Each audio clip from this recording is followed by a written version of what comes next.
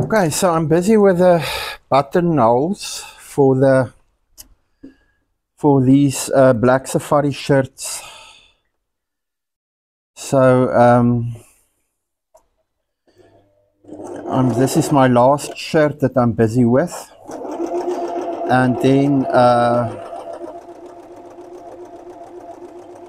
there's just two more steps. I need to create the put the buttons on, and then waar is jy? Kom sit hier so. Kom sit hier so. And then I need to add the last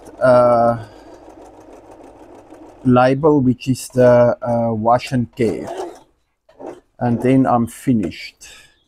And then I need to do a little bit of prep. I need to go through all the shirts I've created so far and make sure everything is fairly presentable. And then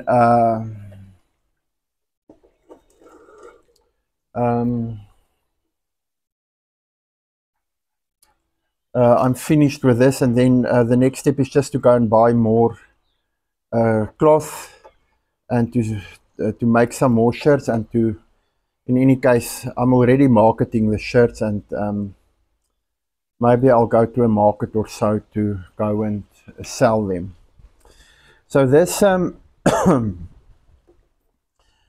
this machine of mine, for this buttonhole, or this domestic machine of mine, it's this Impesil machine. It's the first machine I actually gave it. It was a gift, and it's an entry-level machine. And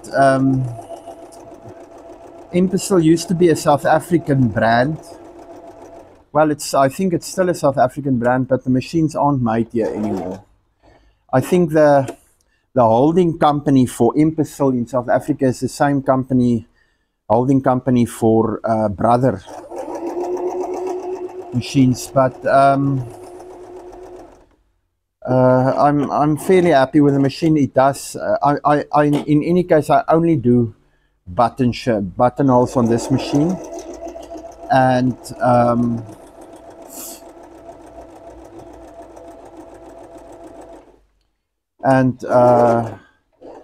the last shirt I made on this machine was that velvet shirt. But yeah, I'm happy with the machine. It doesn't give troubles really, and the only thing that I will change in future is definitely I will upgrade to a one-step buttonhole machine, because honestly, I must tell you,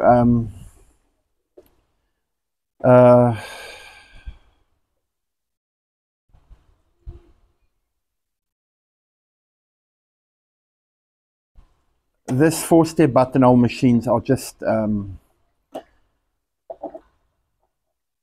waste.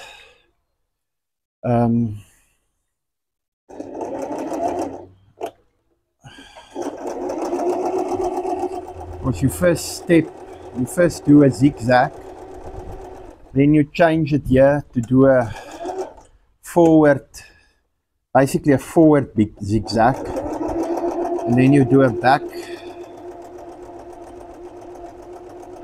backward zigzag, and then you do a zigzag again for the ends, and then you do a forward zigzag again. So you go twice through the process. Now, there's nothing wrong with the buttonholes. The buttonholes look good is fine for machine buttonholes, but I think a one-step buttonhole machine is much better. It's just I think I don't know if it's faster, but it's definitely more comfortable, I think.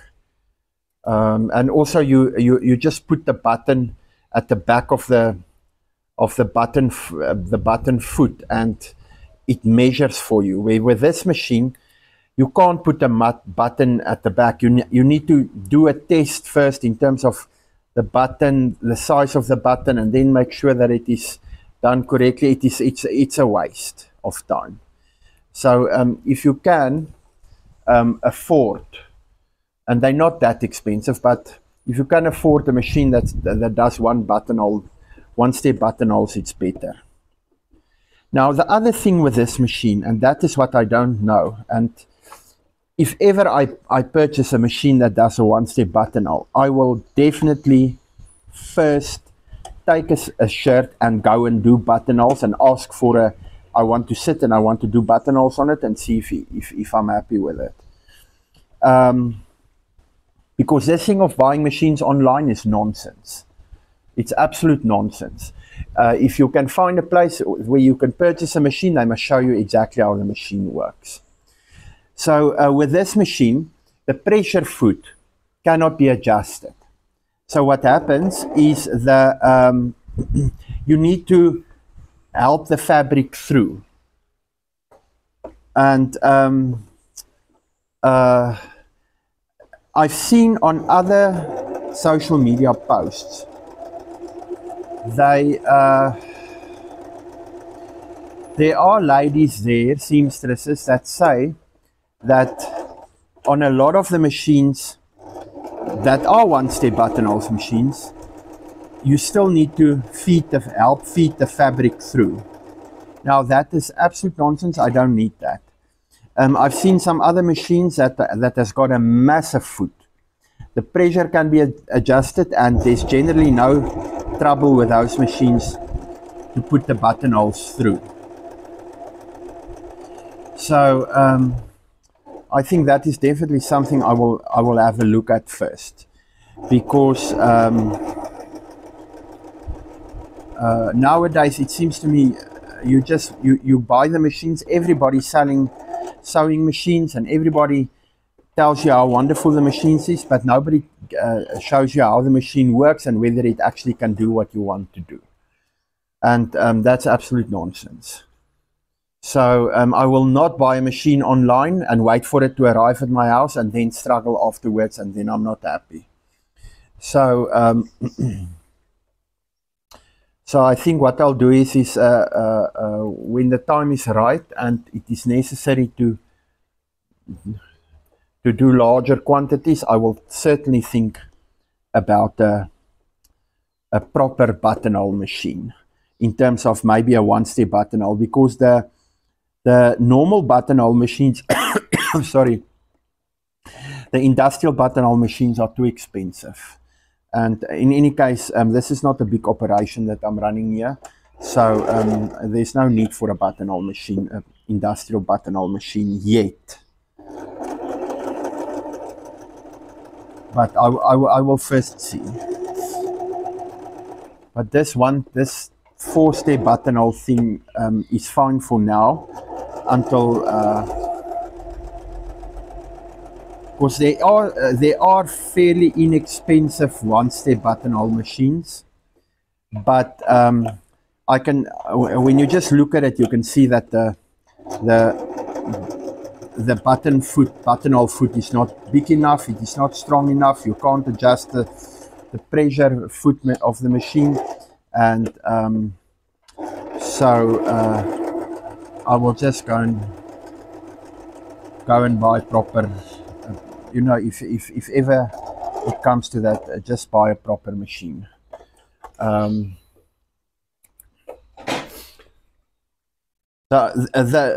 the only time that I think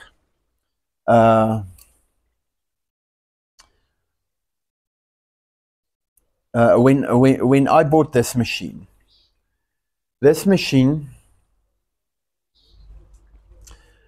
was an entry-level machine, and the reason was I first wanted to see if I enjoy sewing. That is why I bought this machine. It was basically the cheapest machine on the market, and it is not a bad machine. It's a very good machine. You can do all kinds of stuff with it, but you can't do heavy duty stuff. If you put the right needle in it, you can. I've done a jean jacket on this machine, and there's nothing wrong with it. I just used jean needles. But so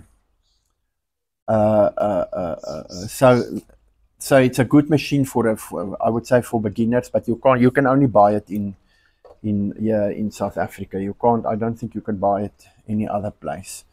But the buttonholes look very nice. There's nothing wrong with the buttonholes. They all look good. They're really good, beautiful buttonholes. So it's fine. I'm not a person for buying specific. I'm not a brand. You know, I don't care about brands, especially when it comes to equipment. If the equipment, if it works and it lasts and it does the job, I don't care if it's a Singer or a Brother or a whatever you find. As long as the job looks good, there's nothing wrong with the sewing, and then it works, and then that's fine. I know people are in love with certain brands and certain stuff. Honestly, I don't care about that. As long as the machine works and it does the thing. In any case, I think before I get a buttonhole machine, I will definitely first look for a cover stitch machine. I think that is more of an important thing for me, because what I want to do is with a cover stitch machine. There are certain in the winter with the hoodies, and I don't make shirts really, but with the hoodies and that type of stuff, it's good to have a cover stitch machine. So and if I do decide to make shirts and that type of stuff, then I've got the cover stitch machine, because you can't really use other machines. You need a you need a cover stitch machine. So yeah, so everything looks good on these shirts. I'm just going to add the buttons now, and then I am happy. The buttons, and the last, I need to open the buttonholes as well. But the seam reapers of mine, they are no longer very sharp. So I think tomorrow I'll just go to the shop quickly and buy new seam reapers before I open the buttonholes. Otherwise you tear the cloth, and you really need when you open the buttonholes, you need a sharp, the tool must be sharp before you open it. Then you don't cut through the thread, and it looks good. The other thing that I wanted to show, that I watched a video of another lady doing buttonholes on her machine, and she had a 4-step buttonhole machine. So what she did was she did the zigzag on top, then she goes down with the number 1, then she does a zigzag, then she goes up, and then she does a zigzag again. She does it twice. It's twice. And then a third time she goes down just a short, let's say 5 millimeters. And then she closes off the stitch. And that is such a wonderful thing. I never realized it, because then everything is nicely secured. And here where you cut when you cut it open, you don't have those threads and those weird stuff hanging, sticking out and so on. So that was that seamstress, it was such a good thing to see. So now I'm doing the same, and the buttonholes look better if you do that. So I was very chuffed when I saw what she did there, and you can learn a lot from these seamstresses. They are very good, a lot of them. And even the tailors, you get good tailors. I've got, oh, you see what is still outstanding here is on all of the shirts I must still do the, and I'm somewhat going to do it now, I must do the bar tack, and that is done with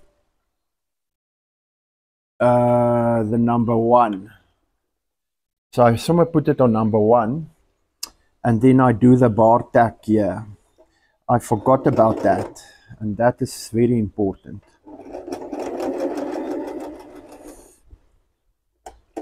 And back again.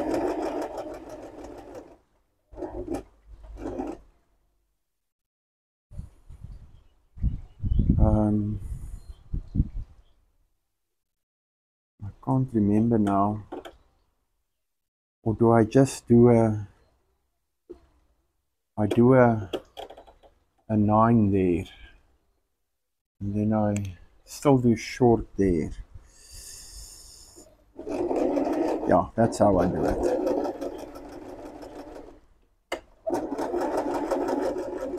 And then just a reverse, and there it is.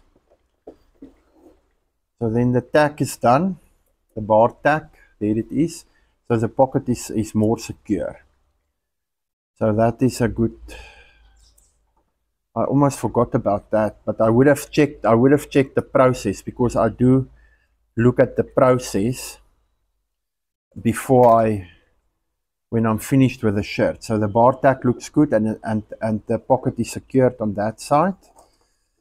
Let me secure it on this side.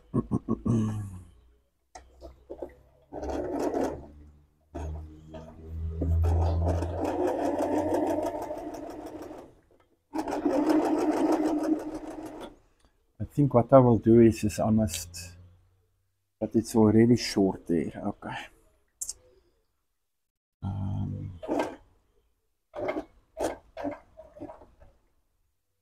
Okay. So yeah, so that's the bar tack on the pockets. It just rounds everything off nicely. If you have loose threads there, everything is nicely rounded off, and it looks a bit more professional. So it's in one pocket. Let me do the other one. And so I'm going to go through all of them now quickly.